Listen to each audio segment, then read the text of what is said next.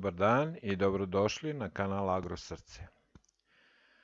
Moje ime je Aleksandar, danas ću vam pokazati kako sam zamenio jedan ovako stari prekidač za kupatilo. Vidimo da je jedan deo ispravan, jedan deo neispravan, za bojler ne može da se isključi, zato smo rešili da ga promenimo za jedan ovako moderniji, novi, lepši prekidač i naravno ispravan. Vidimo da lampice sijaju, to znači da je ovaj prekidač pod naponom, pa ćemo sada da isključimo osigurače kako bi na bezbedan način mogli da nastavimo rad na zameni ovog našeg prekidača. U mom slučaju ovde se radi o dva osigurača koja dovode struju do prekidača. Ja ću ih izvaditi, vidimo da lampice više ne sijaju. I sada ćemo skinuti prekidač, odvićemo ova dva šrafa koje drže prekidač i kada ih odvijemo, tada ćemo moći da izvadimo prekidač iz zida. Ono što se može videti sa unutrašnje strane prekidača, kada ga izvadimo iz zida, jeste ovaj splet žica.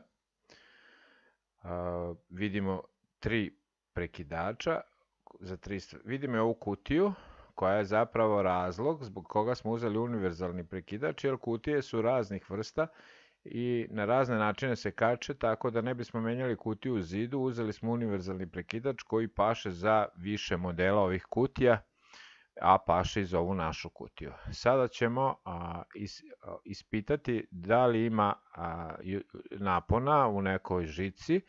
Iako smo skinuli osigurače, ipak dodatna kontrola ne smeta, nego samo pomaže da se ne desi nešto nepredviđeno. Kada smo utvrdili da struje nema, nastavljamo sa skidanjem kontakata. Ja ću prvo da skinem kontakte koji predstavljaju odvod sa prekidača i njih ću da okrenem na gornju stranu kako kasnije lakše mogu da se snađem prilikom montiranja prekidača. Kada smo sve završili, odvojili, naš stari prekidač je izvađen i ono što možemo videti su žice gde mi imamo dva dovoda, dovod naravno nulti dovodnik i tri odvoda. Sada ćemo pogledati kako zapravo izgleda ovaj naš novi takozvani univerzalni prekidač.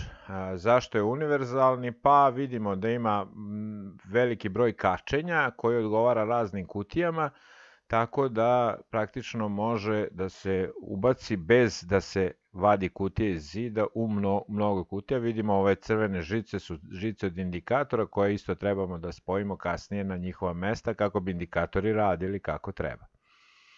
Sada ćemo vidimo na svakom prekidaču vidimo da imamo tri kontakta, odvod, dovod i kontakt koji je namenjen za nulti provodnik.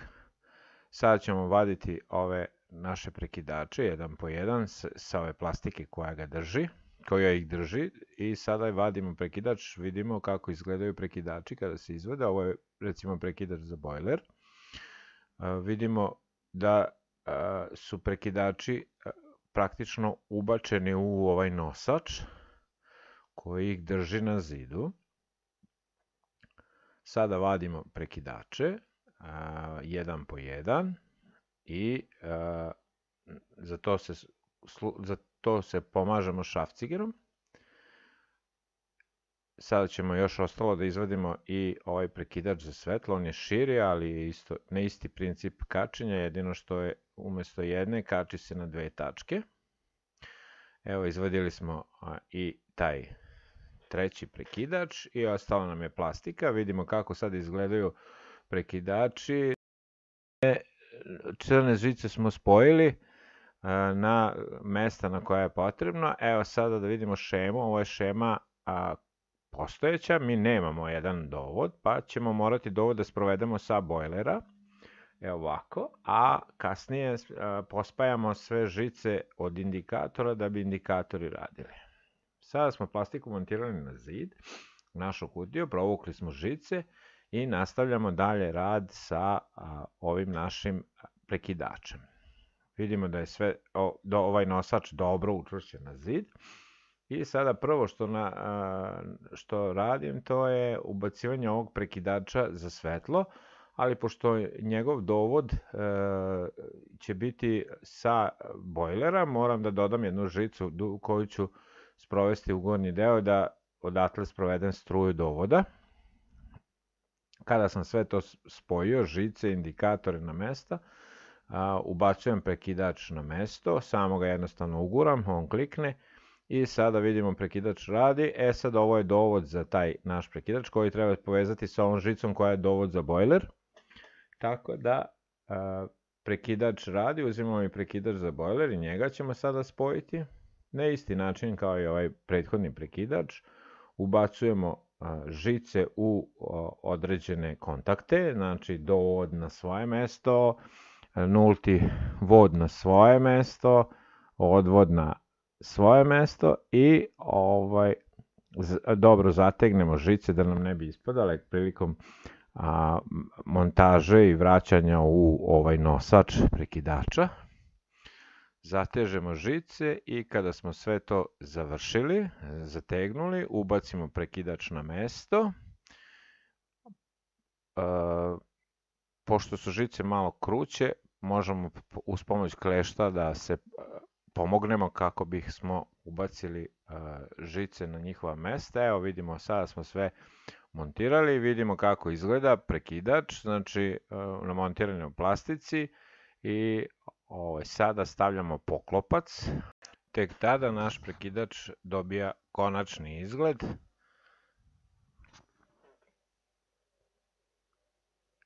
Koji mu daje. I sada smo pustili osigurače i vidimo da naša svetla rade, indikatori rade bojler, radi grejalica. To znači da ovaj naš sad prekidač radi umjesto onog starog kog smo zamenili. Toliko od nas za danas. Nadam se da vam se video svideo i vidimo se u nekom novom videu.